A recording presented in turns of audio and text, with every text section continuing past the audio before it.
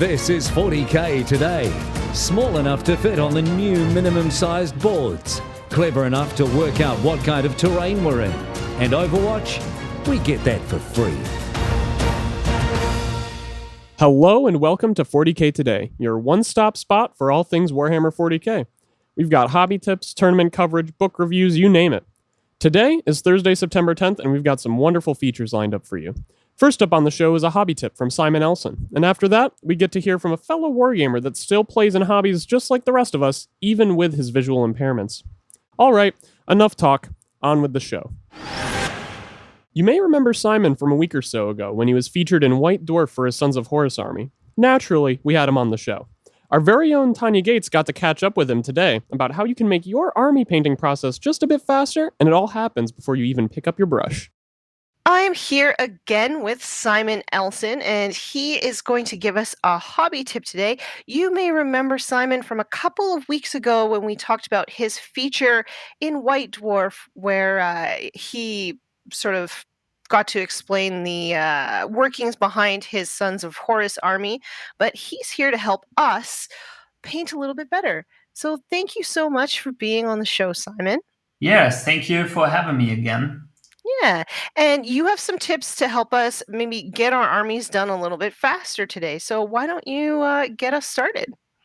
Yeah, sure. That's the thing that when I do workshops with people at conventions and stuff, I get asked a lot, how can I get my army painted in a good quality faster? Because I think every hobbyist out there, me including, has a huge backlog of unpainted miniatures lying around. Yep, I would say that's pretty accurate. My pile of shame is ginormous. Yeah, I think that's part of the fun of the hobby, I guess. Yeah, and the thing that I can tell is you can paint a lot quicker if you plan your army first. So what I mean by that is usually when I have a new project, I have a vision in mind how I want the army to look, but I'm not quite sure how to get it done in the colors, in the color scheme, where to put the colors, stuff like that. So what I usually do is I take a couple of test miniatures, usually in exactly the same pose. I use the easy to build Space Marines most of the time when I plan a new legion. And I built them the same way, like 4 to 5 miniatures. And then I start experimenting on certain things that I have in mind. Let's say if I have I am right now doing a word bearers army, or I'm planning to do a word bearers army. And before I'm going into mass producing all that stuff, I sat down and I painted 5 word bearers in slightly different tones. I first started with a 100% contrast color over a silver primer. And then I decided, well, that is too dark. Then I did another miniature, same undercoat, but I took the color and thinned it down with medium 50%. Then I decided, well, that's too bright. And then after the third or the fourth time, I had the right mixture. And then I started to think about where to put enhancement colors, secondary and tertiary colors. And I do that as long as I'm satisfied with one miniature, so that I have one template, I guess you can call it, a miniature template that I can always refer to. I also write down each step that I took to get there. And when I have this template done, I can start mass producing. And from there on, I can always go back to the template, and I don't have to worry so much and to think about where do I put this color now and stuff like that. So I have made any decision for the whole army in the test phase. And from that point forward, I can just paint away, I guess.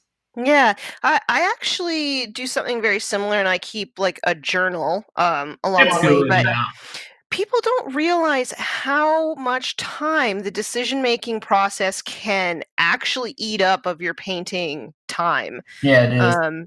Yeah, so that's actually a really great tip. But is there any reason why you use the easy to build minis? Is it just because they're plentiful, or is there some other reason? Yeah, the easy to build stuff is pretty cheap, Hmm. and I want the template to be the exact same miniature. So if I want a standard Space Marine that holds his weapon in the same place and has its purity seal on the same spot and stuff like that, the easy to build stuff is pretty much it's easy build accessible, and it's exact the same pose. So when I have like 5 to 10 different test pieces and they have all exactly the same pose, I can compare them pretty good. That makes total sense. I think that this has been a really great hobby tip, and I see the value in it. And we'll make sure to put links to all of your social media as well so people can see what this process looks like in action. Thank you so much for being on the show, Simon. Yeah, thank you very much. In the audio world, we call that pre-production. And let me tell you, your job becomes so much easier with just a bit of planning and organization. For all of our listeners trying to get their new armies up to speed, this may be worth trying. Next up on the show is James, a fellow wargamer of ours who won't let the world get the better of him. Today's episode of 40K Today is brought to you by Frontline Gaming. Frontline Gaming is a one-stop shop for all your Warhammer hobby needs, discounted products, American-made gaming mats and terrain, and a full line of miniatures painting service and daily hobby content. And this can all be found at frontlinegaming.org. Welcome back. Our second feature for the day comes from James, a Warhammer 40K player and hobbyist who is completely blind. Warhammer 40K may be a very visual game, but that does not stop him from doing what he loves. Our very own Steve Joel got to have a chat with him. James, thanks for joining us on 40K Today. Really appreciate your time, man. Thanks very much for having me on. I'm really thrilled to be here. I love the show. Oh, thank you very much. Now, let's cut straight to the chase. You're blind. Yep. Which leads me to a whole lot of questions as to how you managed to... I mean, I wear glasses and I find that hard enough with painting and kit bashing and then pushing models around a table. So I want to get to all of that stuff in a second, but let's go back to the beginning of this. You refer in your blog and on your Facebook to a time when you were sighted, before you were blind. Can you explain how you came to be blind in the first place? I can. I've actually had diabetes since I was 6 years old, and it did a bit of damage when I was a kid.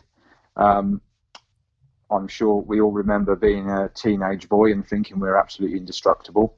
I didn't look after myself particularly well for a few years, and that had a knock-on effect.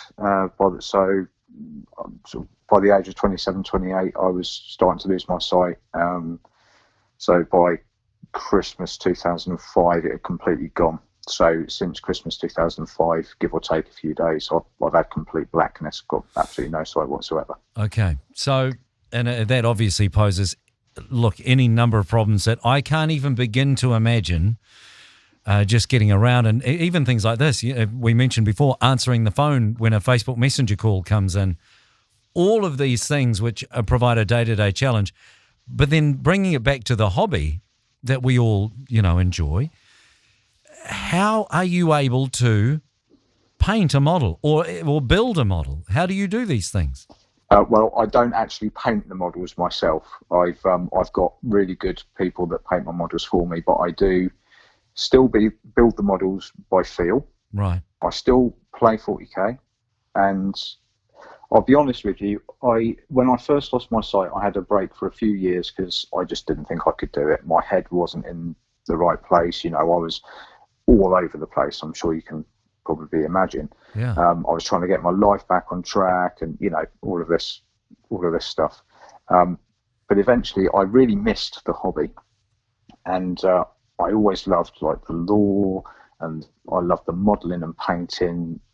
The painting side particularly, I was always an avid painter, and that's probably the thing I miss the most out of everything, actually. Right. Yeah. Even now.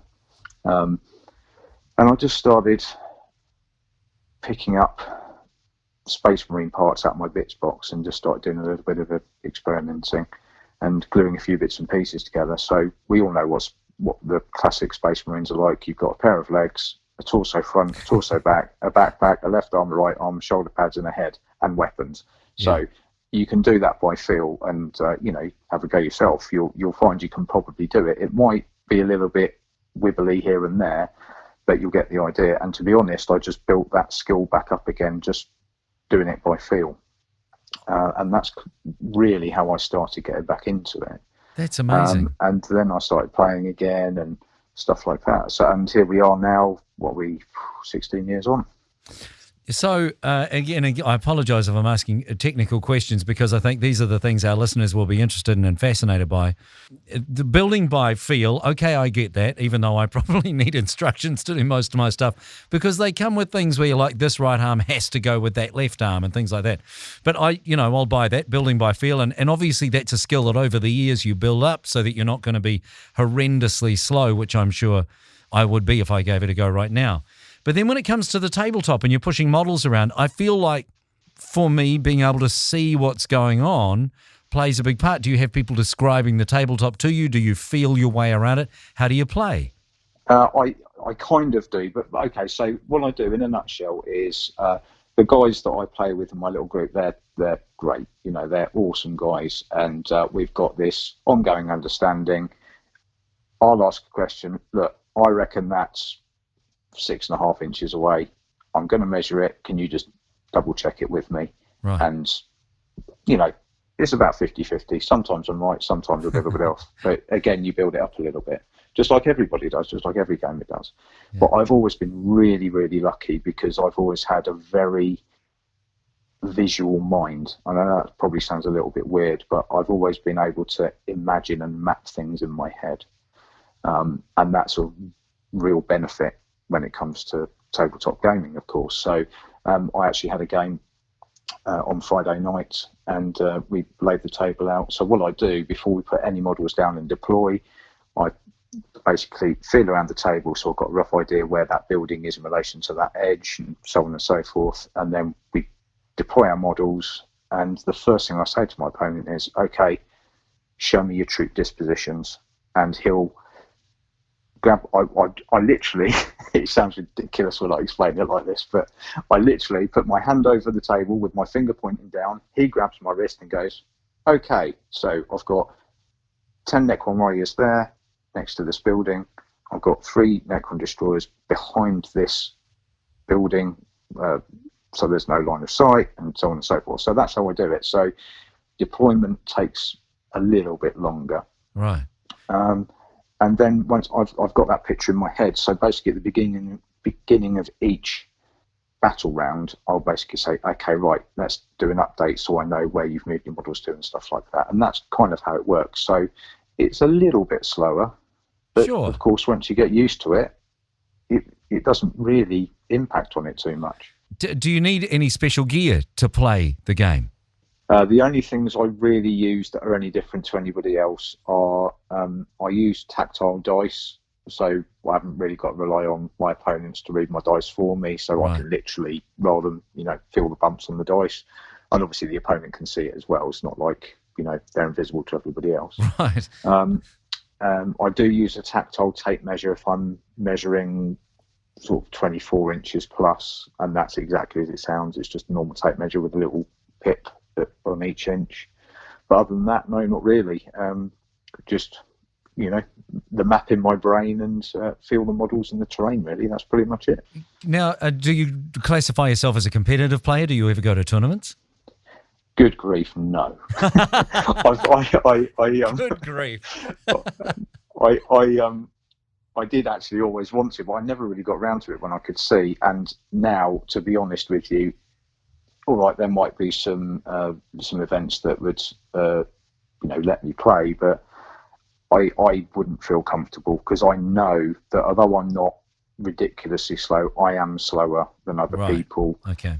And to be honest with you, there isn't from my side of things, I wouldn't want to burden other people's play by me imposing on that. So, and I'm perfectly fine with that. I'm a casual player, I guess is the term that's used, isn't it? But No, we're perfectly happy. I mean, I love all elements of the hobby. It's not just the sticking models on the table and playing. I love building the models and coming up with the background of stuff and all that sort of stuff. One of the great things is you get to hang out with your mates. I mean, that's one of the things we all love about the hobby the most, is you get to enjoy just spending time with people you like and with whom you have something in common. Can I ask you, though, the most important question? What army do you play? Oh, which armies? Well, I've actually got back into my. I've been an avid Space Wolf player for well over 20 years. I knew I liked you for a reason, James. I knew we'd have some connection there. Space Wolves. Well, this is it. So I've started getting back into them a lot more, actually, because they've been neglected really for the last sort of 18 months or so. But I've been really, really enjoying them. But the game I played on Friday, right up until the 5th round, I'd completely forgotten to do all of my Savage Fury rolls. I couldn't believe it. Well, that's standard. But, that's not a blind thing. That's all of us, man. That's just all the time. Absolutely. Yeah. But no, I've got Space Wolves. I've got my own Space Marine chapter called the Storm Dragons, which are Salamander's successors, which of course are flavour of the month at the moment, aren't they? Oh, yeah, really good. I've got some Harlequins, Craft Lord Eldars, Drakari, Imperial Knights. So I've got quite a few. Listen, mate, it's inspiring to talk to you. I think the fact that you're able to build and sure get someone to paint, but build and play, and when you have so many people talking on Facebook about chasing the meta this and the best units that, bringing it back to just, you know what, I enjoy the hobby. I like hanging out with guys, pushing models around a table and just having some fun. That's what it's got to be all about.